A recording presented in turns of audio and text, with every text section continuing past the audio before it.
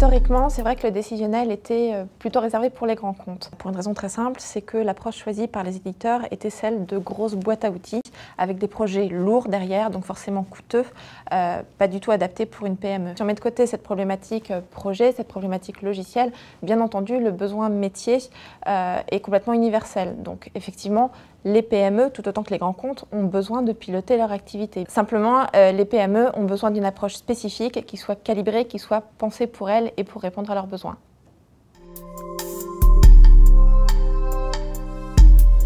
Alors pour répondre aux besoins des PME, les solutions décisionnelles doivent avant tout être pré-packagées, c'est-à-dire ne pas entraîner de démarches projet trop lourdes derrière.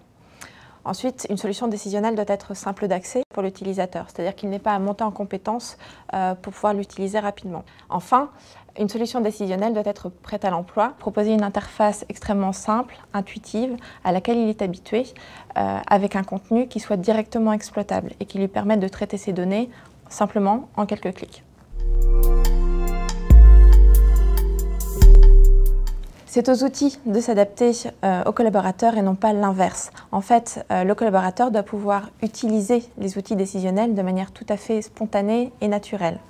En plus, cette solution, il est important qu'elle s'intègre de façon tout à fait transparente aux médias qu'il utilise déjà à son quotidien et aux outils avec lesquels il a l'habitude de travailler. Finalement, le secret de la business intelligence pour tous, ou de la démocratisation de la BI, comme on le lit beaucoup, il est là. Sans hésitation, le terme flexibilité est fondamental. Les PME ont besoin d'outils qui soient directement fonctionnels et que finalement tous les aspects technologiques soient complètement transparents pour les utilisateurs. Et finalement, du côté des éditeurs de logiciels, l'idée c'est vraiment de ne plus se centrer sur le produit, sur la fonctionnalité qui va permettre de se détacher des concurrents.